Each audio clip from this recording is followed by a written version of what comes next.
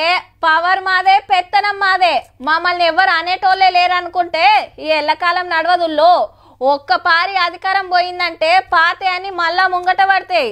ఇప్పుడు అదే నడుస్తుంది రాష్ట్రంలో. బీఆర్ఎస్ ఓడిపోయి కాంగ్రెస్ గెలిచినాక పాత కారు ఎమ్మెల్యేల కబ్జా కథలన్నీ ఒక్కొక్కటి బయట పడుతున్నాయి. ఖుద్దు పబ్లికే రోడ్ల మీదకి వచ్చి చెప్తున్నారు ఫలానా లీడర్ మా భూములు గుంజుకుండని. పెద్ద లీడర్లు జాగల మీద పడుతుంటే చిన్నోళ్ళు ఈటి మీద పడ్డారు. ఆఖరికి పందుల మీద కూడా పైసలు కమాయించిండ్రు పో కారోళ్ళు. మహబూబ్ నగర్ జిల్లా జడ్చెర్ల పందులతోటి తిప్పలైతుందని పబ్లిక్ కంప్లైంట్లు వచ్చినాయి.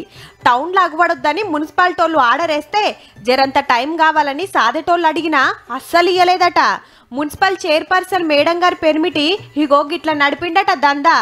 మున్సిపల్ చైర్మన్ భర్త అతను 2 సంవత్సరాల మా పందులు పట్టుకుపోయి అమ్ముకుంటా ఉన్నాడు. నేను 4 లక్షల రూపాయలు ఇచ్చి పోంగ కూడా మళ్ళీ వచ్చి 2 బండ్లు ఎత్తించాను. ఒక 40 మంది నాకు 5 రూపాయలు ఇప్పించిండు. 2 సంవత్సరాలు ఇదే విధంగా నడుస్తుంది. జర టైం ఇయ్యూరు సార్ అని పైసలు ఇచ్చినా ఏరేటోళ్ళని పిలువనంపి పందులను పట్టించి బయట రాష్ట్రాలకు అమ్మేసిండట. 80 టన్నుల వరకు లెక్కేసిన ఇప్పుడు వరకైతే 22 బండ్లు కలిపి సుమారు 1 కోటి చిల్లర అయితే 1,10-12 లక్షలు అవుతుంది. ఎన్ని పందులుండే ఎంత వజన్ ఉండే అమ్మితే ఎంతొస్తాయని సాదేటోళ్ళ కాడ లెక్కలుంటాయి కాబట్టి అందాజా మీదికెళ్లే 1 కోటి రూపాయలు. కరెక్ట్ లెక్క తీస్తే ఇంకో 20 లక్షలు ఈ పైకం సాదేటోళ్ళకి ఇయ్యలే, మున్సిపాలిటీలో జమ చేయలే. చైర్పర్సన్ మేడం పెర్మిటే తిన్నాడని లొల్లైతుంటే లేలే మాకేం తెలియదు అంటాంది. ఏం లేదు, వాళ్ళు ఉన్నప్పుడే వాళ్ళ సమక్షంలోనే తరలియం జరిగింది. ఎలాంటివి ఎక్కడ ఆరోపణలు ఉన్నా దానికి ఖండించడానికి మేము సిద్ధంగా ఉన్నాము.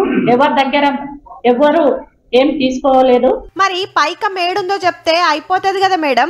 ఇది జరిగి 2 ఏళ్ళైనా పోలీస్ స్టేషన్లా కంప్లైంట్లు ఇచ్చినా ఎవ్వరు పట్టించుకోలే.